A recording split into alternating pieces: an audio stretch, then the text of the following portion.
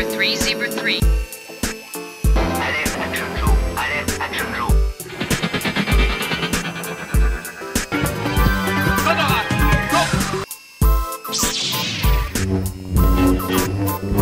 I'll be back. Voilà, ok, bien écoute, on est parti, tu es parti, nous sommes partis, voilà. On va lancer une séquence, comme d'habitude, concernant donc de fabuleux jouets anciens.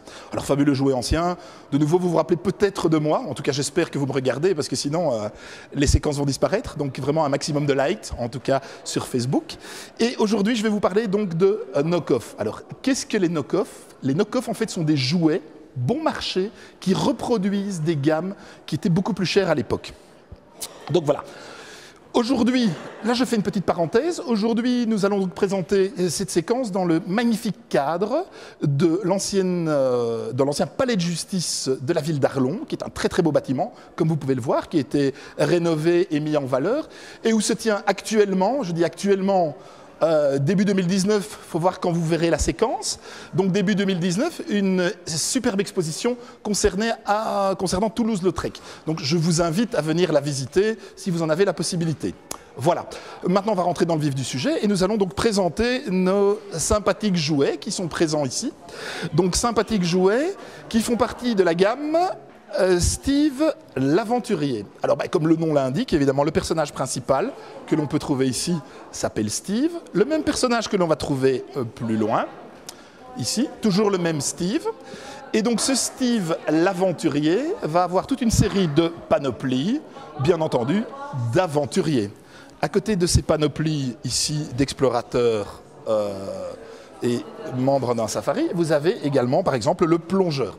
Alors, de manière à pouvoir développer la gamme, le fabricant est allé un peu plus loin que juste Steve l'aventurier. On est parti sur le concept également d'un Indien. Alors, pour l'Indien, je n'ai malheureusement pas de blister. Cet Indien s'appelle Tasco. Tasco l'Indien, évidemment. Nous avions Steve l'aventurier, nous avons Tasco l'Indien. Donc voici. Alors, notre ami Steve se décline également sous forme de cow-boy. Et nous avons une série de blisters intitulés Steve le Cowboy.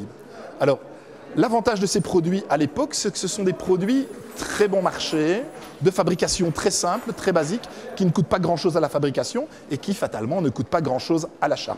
Nous partons sur un format plus petit que les G.I. Joe que je vous ai déjà présentés, si vous vous rappelez, ou si vous avez vu les séquences. Et donc, le fait d'économiser sur la matière première va permettre de pouvoir diminuer les coûts et de passer sur un produit qu'on appellerait maintenant de première marque. Donc voilà. Que dire encore concernant ces personnages? Eh bien, au niveau de la qualité des petits vêtements, évidemment, c'est une très mauvaise qualité. Les coutures ne tiennent pas, les petites pressions ne tiennent pas non plus. Et donc, il est assez remarquable de pouvoir avoir un uniforme dans un état correct. Alors, de nouveau, ces jouets ont beaucoup servi, les enfants ont énormément joué avec. Pour trouver des nouveaux jouets, ou en tout cas dans un bel état actuellement, c'est loin d'être simple. Alors, jusqu'ici, il y a un détail, entre guillemets, que je n'ai jamais abordé au niveau de ces séquences concernant les jouets anciens. C'est le prix et la valeur. Alors évidemment, tout ce genre de choses a une valeur, a un prix. On peut les trouver sur Internet, on peut les trouver dans des bourses de collectionneurs, on peut les trouver également dans les brocantes. Donc les possibilités de pouvoir les trouver sont très très importantes. Alors, quelle est la valeur actuellement d'un blister comme celui-ci? Eh bien, aujourd'hui, on va donner des chiffres. Donc toujours, février 2019, excusez-moi.